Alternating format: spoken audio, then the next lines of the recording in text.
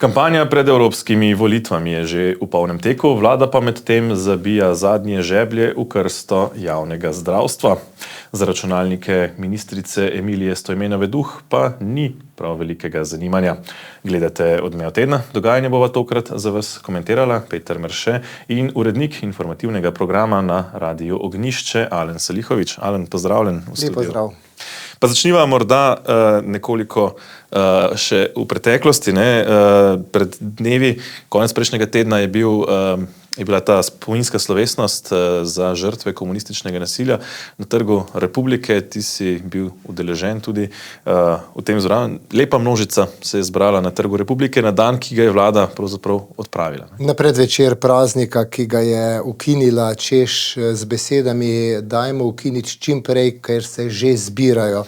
Torej lani je najprej mogoče vso priznanje, tako Prebudimo Slovenije, vse posvojitve, Združeni v lipi sprave in pa Novi slovenski zavezi, da niso obupali, da so pripravili letošnjo slovesnost, na katero so prišli od blizu in daleč z svečkami, z rožami.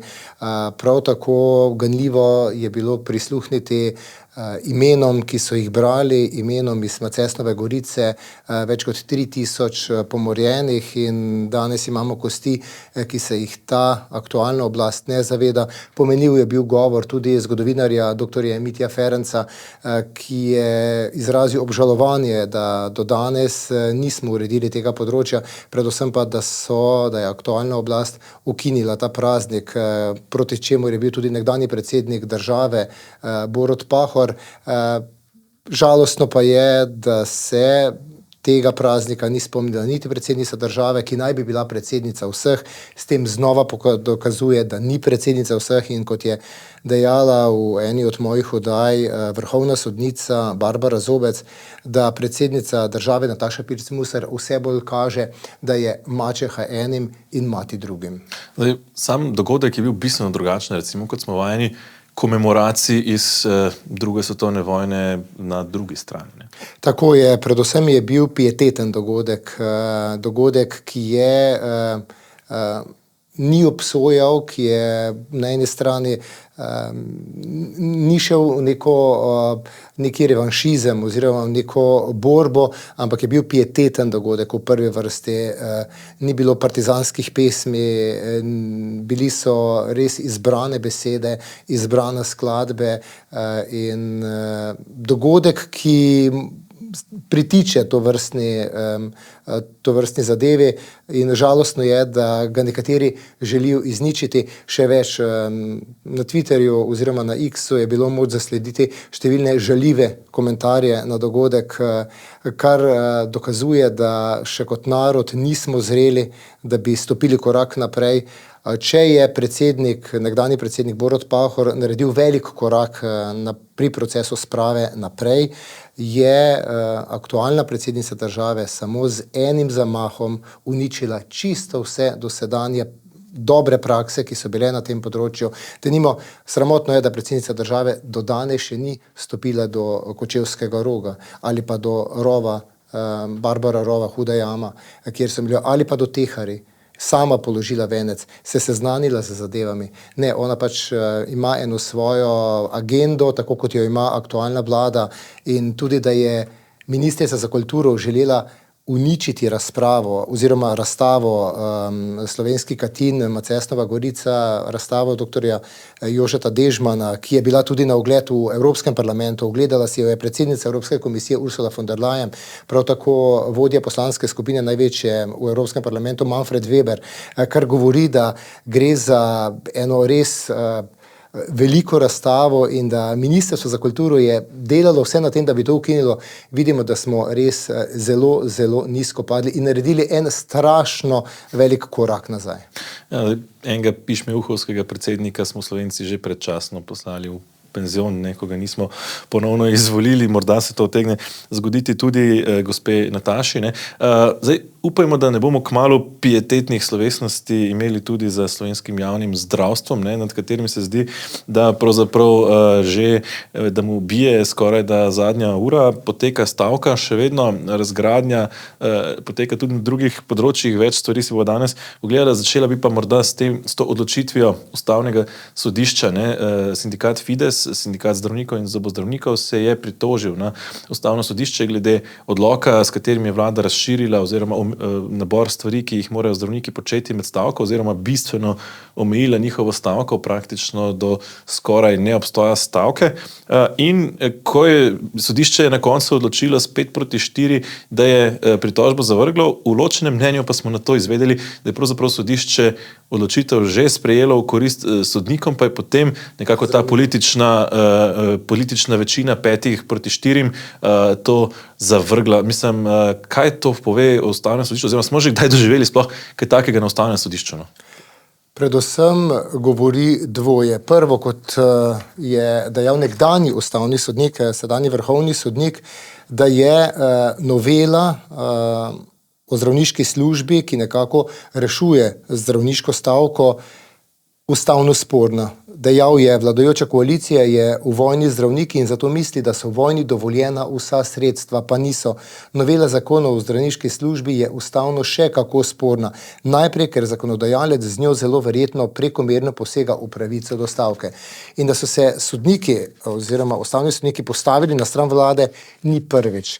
In tako orkestriranega ustavnega sodišča, brez kakšnih resnih utemeljitev, mislim, da še nismo imeli. In to je za demokracijo izjemno slabo. Predvsem je lahko zaskrbljujoče, tudi če pogledava na odločitve ustavnih sodnikov glede referendumov. Tudi tam je bilo 5-4 in denimo vladi naklonjena večina na Ustavnem sodišču je tako zavrnila predlog za zadržanje odloka o razpisu referenduma o evtanaziji.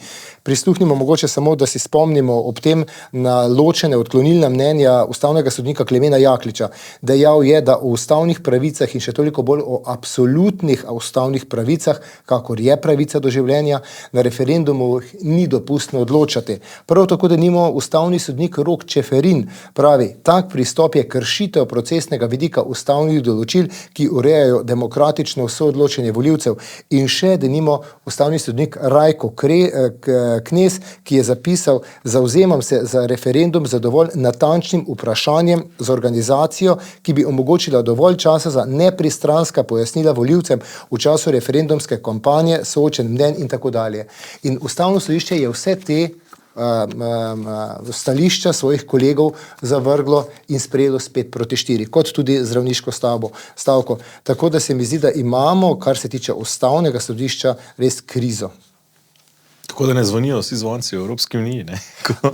Da, predvsem tukaj me skrbi še drug vidik, da se denimo bolj ne oglasijo nekdanji ustavni sodniki, da ne spregovorijo o teh zadevah. In skrbi tudi to, da ustavni sodniki pri nekaterih zadevah odločajo, so v preteklosti odločili tako, sedaj odločajo drugače. Ne pogledajo ustavno-sodne prakse, ki je bila v preteklosti. Ok, lahko zdaj mi čakamo na Evropsko sodišče za človekove pravice, ampak vsi vemo, da to traja 2, 3, 4, 5 let, da dobimo odločbo ustavnega ESČP, da se potem lahko vrneš nazaj. In to, da nimo ustavno sodišče je reklo, da še bo odločalo o referendumu o evtanaziji, ampak si bo vzelo čas. Ne? Ta bo že izmes izveden. Tako, referendum bo mimo, ne? In takrat bomo govorili, ker vemo, da ti referendumi so bili strani vlade izsiljeni, to je dejstvo. Ne? In glede zdravniške stavke, ja, vlada spreminja tako, kot je dejal vrhovni sodnik Jan Zob, čisto vse po svoje. Misli, da ima večino v državnem zboru in lahko naredi karkoli želi. Zdaj, za demokracijo se mi zdi nevarna še ena izjava tega tedna, ne, ko je Robert Golob vehementno napovedal, da bo zdravnikom, ki so zaposleni v javnih zavodih, prepovedal delovanje pri zasebnikih. Ne. Ironično prihaja to iz ust javnega uslužbenca predsednika vlade, ki ima zasebno podjetje, s katerim potem posluje z državo. Ne. Jaz mislim, da predsedniku vlade čedalje bolj jezik prehiteva misli oziroma jezik prehiteva realno sliko oziroma kaj se da storiti. To, da poslušamo že ves čas o dvoživkah in to je prišlo strani Levice in se mi zdi, da čedalje bolj jasno je, da predsednik vlade pač vozi to agendo Levice naprej, da jih ohranja pri življenju oziroma da ohranja koalicijo pri življenju in da predsednik vlade s temi napovedmi zgolj in samo si prvo kupuje čas in pa kupuje svoje volivce. Tistih par 100 tisoč, ki mu je namenilo glas oziroma Gibanju Svoboda, namenilo glas pač, da jih nekako drži po konci. Mislim pa, da bi pričakoval v tem primeru večjo angažiranost zdravnikov, predvsem pa večjo angažiranost tudi javnosti, da bi stopila na stran zdravnikov. Kaj sploh zdravniki lahko še naredijo? Mislim, stavkajo, protestirajo, kaj sploh še zdravnikom preostane? Dobro vprašanje. Ne vem, kaj jim preostane, kajti zavezani so Hipokratovi prisegi skrbeti za življenje vsakega posameznika oziroma mu lajšati oziroma ga oskrbeti v primeru bolezni, takšne in drugačne, tudi nesreč. Ne vem, kaj jim ostane. Mogoče zaradi tega, ker nimajo več veliko manevrskega prostora in tega se zaveda tudi premier Robert Golob, jih lahko stiska, dokler mu je volja. Pričakoval bi, da bi se na stran zdravnikov postavilo tudi zdravstveno osebje nekoliko bolj, da bi skupaj se postavili proti aktualni oblasti, predvsem proti škodljivim ukrepom, ki jih sprejema. Ne. To ni edina zadeva. Spomnimo se, kako so govorili, da bo v roku pol leta pripravljena zdravstvena reforma.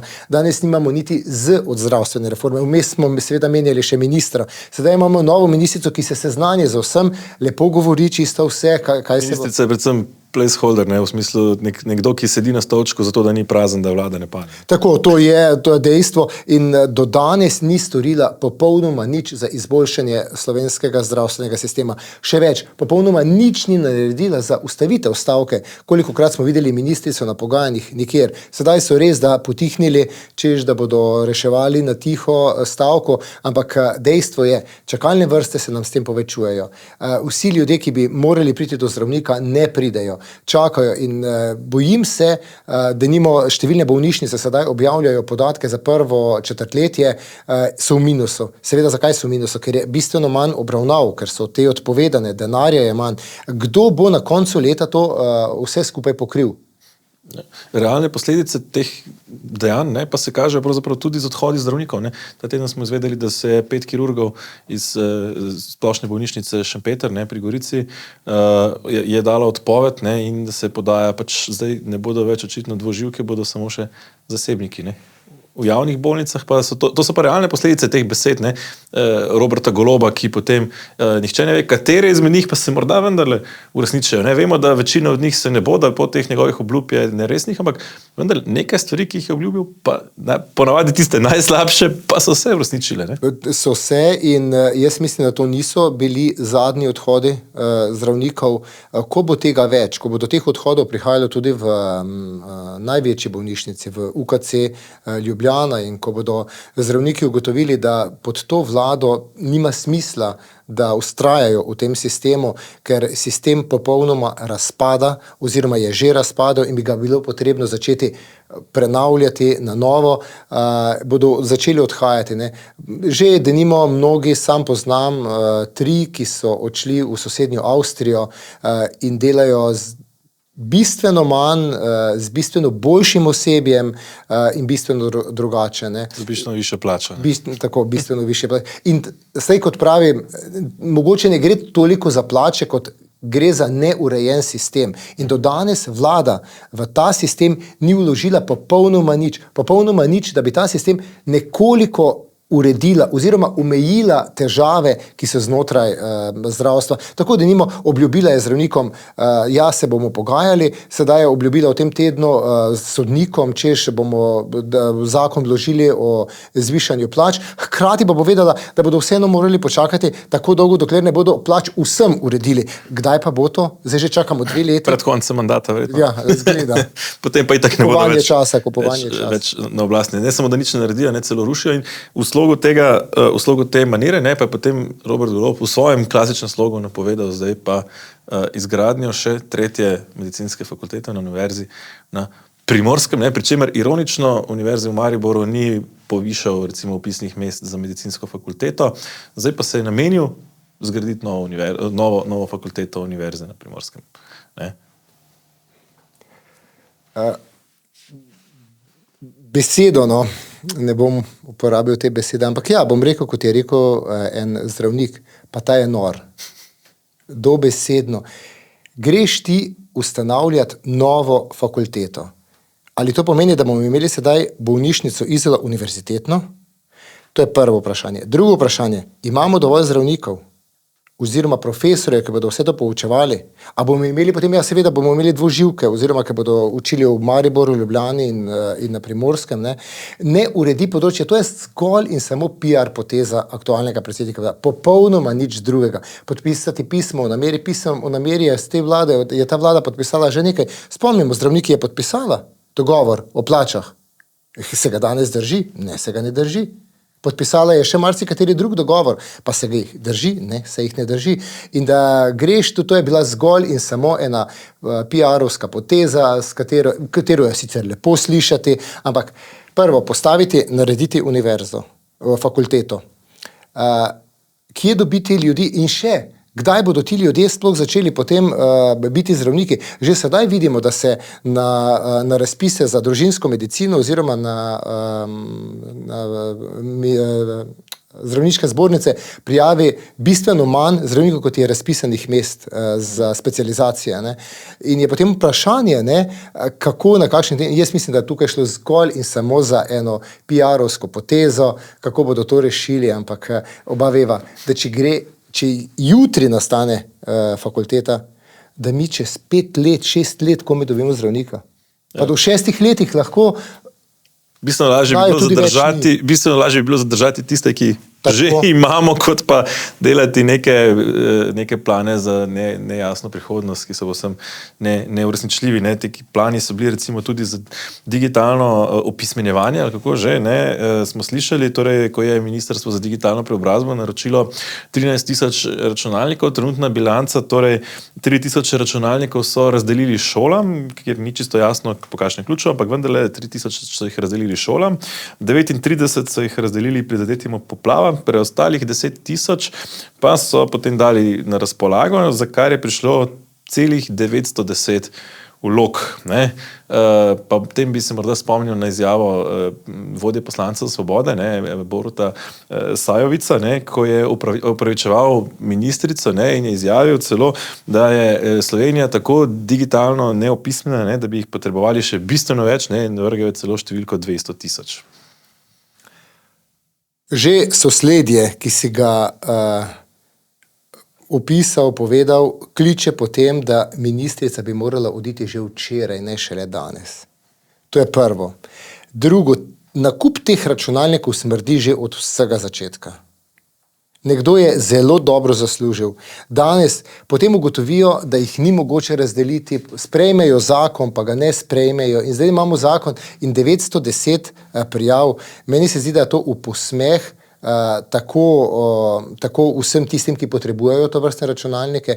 Ker, naprimer, ta zgodba z računalniki se je že začela z lažjo. Ministrica je takrat v štartu dejala, da so kupili za tiste, ki so v prvi vrsti, ki so bili poplavljeni. Ampak spomniva, da je bil razpis za te računalnike objavljen še preden so bile poplave v Sloveniji. Potem pa je bil nadgrajen, med poplavami. Tako, tam med poplavami. In to je tukaj je bilo eno zavajanje, laganje. Jaz mislim, da je ministrica dala nekomu zelo, zelo dobro zaslužiti. In vprašanje je, zdaj ti računalniki stojijo že skoraj 1 leto. Garancija jim bo kmalu potekla. Garancija bo potekla. Spomniva še to, da je potreben operacijski sistem, ki ni, nekdo ga bo mogel nadgrajevati. To govoriva o 13.000 računalnikih. Če bi, denimo, te računalnike dali vse v bolnišnice, bolnišnice imajo kakšne tudi mogoče slabe računalnike, pa imamo šole, če bi to samo razdelili, mislim, da bi jih lahko razdelili v enem tednu tistim, ki jih potrebujejo. Tako pa mislim, da so tudi, meni je nenavadno, da je tako malo prijav, glede na to, kar je govoril vodja poslancev Svobode, češ, da je tako malo prijav, po moje so si želeli, da je tako malo prijav in jaz mislim, da bo te računalnike nekdo, na koncu mi smo jih preplačali, nekdo pa zelo dobro nakupil in potem naprej prodal. Mislim, da je tukaj taka zanimiva logika, ne? Recimo, če primerjamo pod desno vlado pa pod levo vlado. Ne? Desna vlada je državljanom dala voucher in rekla, kupite si tisto, kar potrebujete. Leva vlada je kupila 13,000 nekih računalnikov in zdaj ne ve, kaj bi z njim. Ampak spomniva se, ko je bila polemika o tem v državnem zboru, so prav koalicijske poslanske skupine metale naprej te vouchere. Češ, mi pa smo kupili točno tisto, kar se potrebuje. Točno tisto. In sedaj imamo 12,000 računalnikov, ki tam stoji, pa jih ne povoha prav nišče. In kar Slovenija potrebuje po mnenju koalicije, je očitno tudi dodatna sredstva, dodatni projekti za jezike nekdanje Jugoslavije. Torej, češ, kot da smo mi neka država, ki ima avtohtone manjšine, za katere je treba poskrbeti, ne pa ljudi, ki so se pač migrirali v naša mesta, ki so prišli na delo. Ne? Zdaj bi dajali denar, ne? In zagotavljali pravice v medijih in tako naprej za manjšine iz nekdanje Jugoslavije, torej Bošnjake, Srbe, Albance, Makedonce, Črnogorce. Že sedaj imamo težave s tem, da mnogi mladi oziroma otroci, ko pridejo v šole, ne vedo slovenskega jezika. S tem se soočajo težave, je tako na mariborskih šolah, smo brali v tem tednu v Štajerskem časniku, kot v Kranju je primer, ki je bil že večkrat v preteklosti omenjen, predvsem gre za otroke, ki so prišli iz Albanije in da ponekod celo poučujejo albanski jezik. In da gremo mi sedaj v sprejetje tega zakona, me zanima, ali bo podobno storila Hrvaška, ali bo podobno storila Bosna za naše ljudi, ki živijo dol oziroma so bili iz Slovenije, ali bo naredila denimo Albanija podobno. Mislim, da gre v tem primeru zgolj, ali Srbija, zgolj za kupovanje glasov, ker če so ti ljudje tukaj in da živijo po vseh pravilih oziroma po regelcih, bi rekli, ne, so potem tudi volivci lahko pri nas, ne. In jaz mislim, da gre tukaj za eno kupovanje volivcev, kupovanje nekdanjih teh glasov naših nekdanjih partnerjev v Jugoslaviji in žalostno je, da je aktualna oblast, da je vlada, ne, da je SD denimo pokleknil pod ta pritisk levice. Kaj nam to pove o ostalih volivcih, torej o slovenskih volivcih, če si lahko stranke kupujejo na ta način glasove in ne izgubijo, pravzaprav, človek bi pričakoval, da bi s tako potezo, ne, mislim, Slovenci bi morali biti, po mojem mnenju, globoko prizadeti, ne, da se v naši državi pravzaprav na tak način pokleka pred tako rečemo celo agresorskimi narodi, ne, če gledamo iz osamosvojitvene vojne oziroma priseljenci, od katerih bi najmanj pričakovali to, da če živijo tukaj, da se tudi integrirajo v slovensko kulturo. Ne. Mi predvsem bi morali biti razočarani, predvsem bi morali biti žalostni, ponižani bi morali biti zaradi tega, kar se dogaja. Ampak vidimo pa, da v preteklosti te zadeve niso pri volivcih kaj dosti odtehtale. Denimo, videli bomo, ali se bodo te zadeve poznale oziroma, če jim bodo volivci zamerili, že 9. junija bo prvi test tega, ali se strinjamo z vsemi temi zadevami, ki jih pelje ta vlada, kar nekaj smo jih sedaj omenila, ali ne. In če ne, jaz mislim, da pač ne bodo izvolili njihovih evropskih poslancev, ne, in dali glas tistim, ki so v preteklosti naredili bolje. Ne rečem, da so naredili tudi tiste prejšnje vlade, ki so bile vse dobro ali pa vse slabo. Ampak mene skrbi to, da vedno za vsako novo vlado dobimo novo ideologijo, dobimo dodatno ideologijo, nove ideološke teme. Še bolj zaskrbljujoče pa je, da za vsako novo vlado se zdi, kot da dobimo novo Slovenijo. Kot da je Slovenija nastala za to vlado, ko se je formirala in da se začenja vse na novo, da se vse spreminja, pa vidiva, da se do danes ni naredilo popolnoma nič. Glej, na nogah so kmetje, na nogah so sodniki, tožilci, SOS, številka 112, upravne enote. Naša zunanja ministrica pa žaluje za iranskim predsednikom. To je nek ta odgovor, ne, ki nam da vedeti, ko se dela z našimi ljudmi, ne, ko so praktično cela država na nogah, ne, mi žalujemo za iranskim predsednikom. Mi žalujemo za iranskim predsednikom, predvsem žalujemo za predsednikom z vsem dolžnim spoštovanjem, lahko bi se ga spomnila na takšen ali drugačen način, lahko bi naredila tako, kot je to storila večina svetovnih politikov, da svojih sožalij in izrekov in žalosti ni javno objavljalo, prav tako ni stopilo pred kamere, če že, denimo bi pričakoval, da bi predsednica države, zunanja ministrica ob smrti iranskega predsednika spomnila na to, da je teden pred tem dal ubiti 3 ženske, da je v tem času likvidiral več kot 130 tisoč ljudi, ki se niso strinjali z politiko.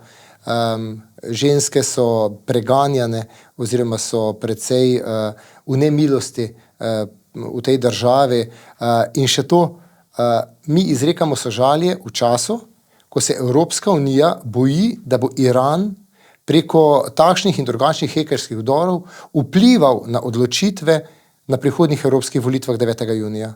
Sam sem bil na zasedanju oziroma na seminarju v Evropskem parlamentu pred evropskimi volitvami in je bila pogosto omenjena Rusija, Kitajska in pa Iran, da bi lahko na takšen in drugačen način preko družbenih omrežij vplival na odločitve posameznika z lažnimi informacijami, z lažnimi objavami in grožnji Evropske unije se mi klanjamo. Preden prideva na nadaljevanje evropskih volitev, pa ne zamudite, ne odhajate nikamor, vendar nas čakajo kratki oglasi. Sem Aleš Štrancar, podjetnik za evropske volitve, podpiram Petra Gregorčiča, po mojem najboljšega kandidata, da predstavlja Slovenijo, se bori za slovenske interese v Evropskem parlamentu. Gre za človeka, ki odloča na podlagi argumentov, na podlagi številk, na podlagi dejstev, ne na podlagi nekih ideologij. Verjamem, da nas bo dobro zastopal v Evropskem parlamentu. Podpora tako uspešnega podjetnika, kot je dr. Aleš Štrancar, mi izjemno veliko pomeni in sem mu zanjo iskreno hvaležen. To zaupanje bom, če me boste tja izvolili v Evropskem parlamentu, upravičil s trdim delom. Kot evropski poslanec se bom zavzemal za blaginjo vseh nas. Da bi jo dosegli, moramo ustvarjati pogoje, ki bodo omogočali konkurenčnost naših podjetij in vztrajati pri vrednotah, na katerih je utemeljena Evropa.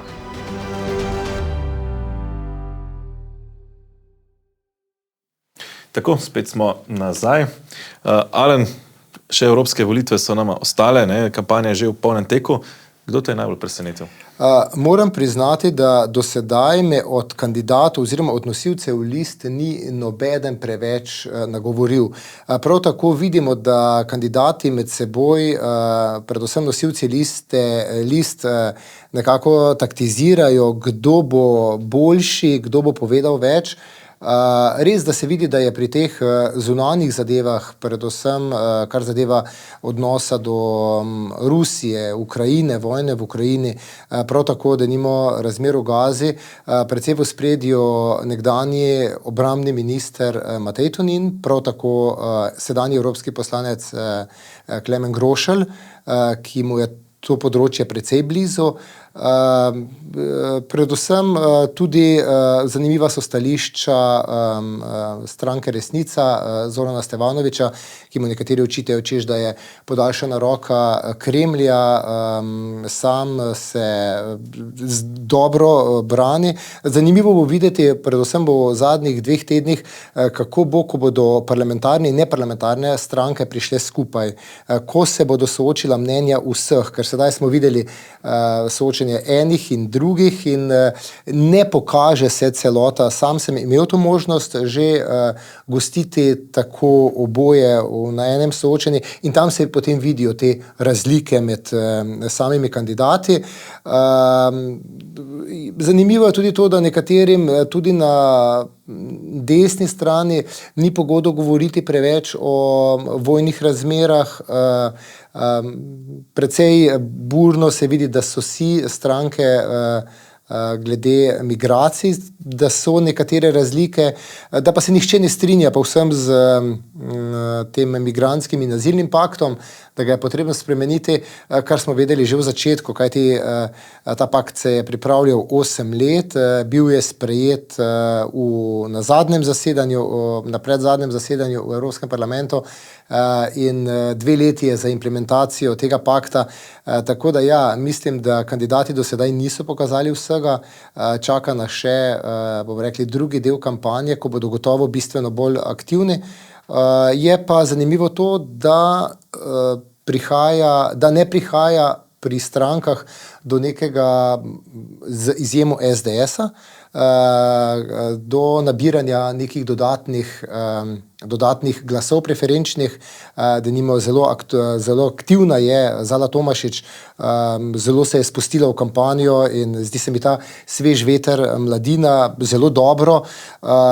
Tudi tam je, se mi zdi, da to rivalstvo med kandidati zelo močno, kar se mi zdi dobro in kot je, mislim, da dejal prvak SDS Janez Janša, je tudi zato temu namenjen preferenčni glas. In videli smo v preteklosti, so nekateri, ki so bili na zadnjem mestu ali v tujem mestu, prišli s preferenčnimi glasovi naprej in to je dobro, to se mi zdi, da je prava demokracija. Hkrati pa je vsak preferenčni glas tudi glas za listo, tako da je po svoje, je celo koristi listi, recimo, če so te različni kandidati, ki se borijo za preferenčne glasove, med seboj nekoliko tekmovali. Ne? Absolutno.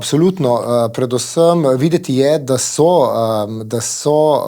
so nekateri, ne vsi, tega bi se morali bolj zavedati, tudi vsi kandidati na kandidatnih listah, da niso zgolj tam samo zaradi tega, da so dali svoje ime, ampak da vsak, ki da glas, ki dobi preferenčni glas, je to glas za listo in lista lahko prej pride v Evropski parlament. Mogoče ob tem še bi omenil kot pozitivno tudi listo SLS-a, Petra Gregorčiča, ki se je v celoti, tako kot denimo ostali, spustil v kampanjo, denimo inovativnost Nove Slovenije je pri tem avtobusu, ki pa se vleče že vse kampanje, mislim, da so imeli v vseh teh kampanjah ta avtobus. Tako da ja, vsaka kampanja je po svoje zanimiva, predvsem nabiranje glasov. Res pa je, da so morebiti nekoliko prednosti aktualni evropski poslanci, kot je tudi denimo sta Romana Tomc in pa Milan Zver, kar je dobro, ali pa Matjaž Nemec, Irena Joveva, kar se zdi tudi dobro zaradi tega, ker vedo, dokot lahko seže njihov doseg oziroma kje so možnosti evropskih poslancev. Da ni možnost evropskega poslanca neomejena, da lahko vse počne in zdi se mi, da je tukaj ta zdravost teh kandidatov, ki so bili do sedaj evropski poslanci, da lahko povedo, do sem lahko gremo, tukaj pa se naše pristojnosti pa naše zadeve končajo. Ja, skupaj z evropskimi volitvami pride še referendum, 3 bodo, morda tisti, ki se zdi najbolj odločilen, je ta o evtanaziji. Predlagam, da si pogledava še eno izjavo Aleša Primca iz nedavnega soočenja na televiziji Slovenija. Jaz bom glasoval proti in proti bom glasoval zato, ker je v meni strah pred smrtjo. Jaz mislim, da je strah pred smrtjo v vseh nas. In če bi ta zakon veljal, bi bila uzakonjena medicinska zastrupitev kateregakoli od nas. Kateregakoli od nas.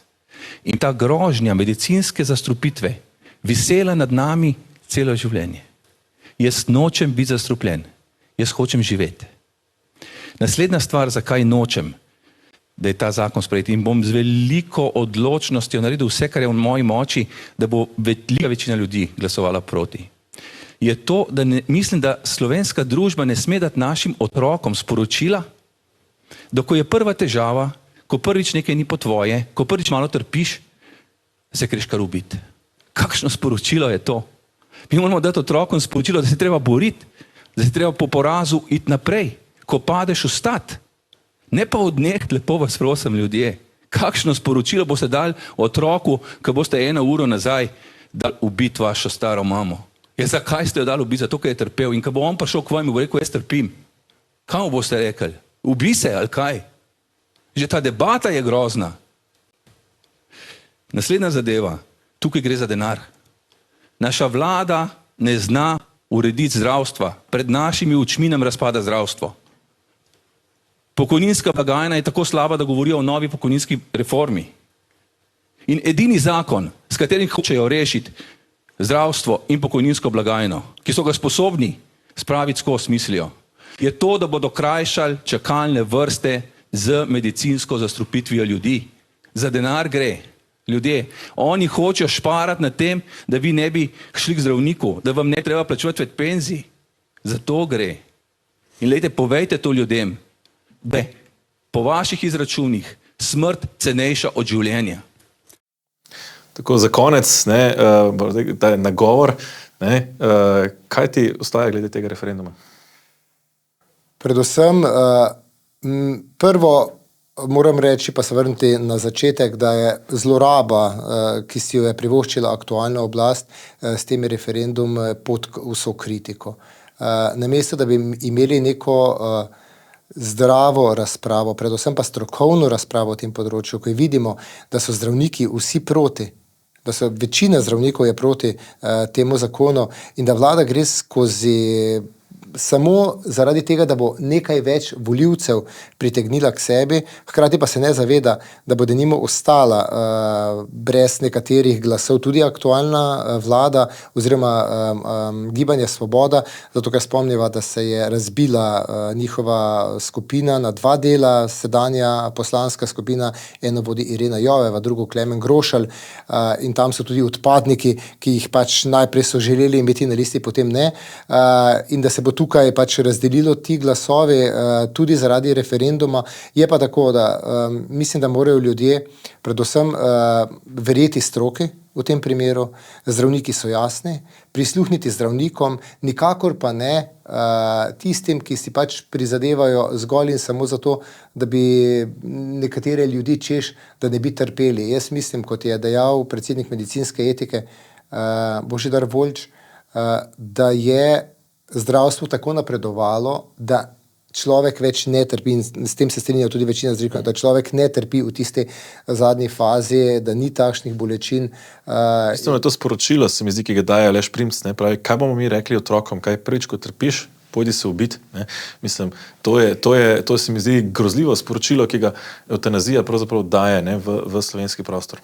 Da, odpira se Pandorina skrinjica. Mi bomo s tem odprli možnost za in zgodb. In se tega niti ne zavedamo. Kajti mi niti resne razprave nismo imeli o tem. Ne?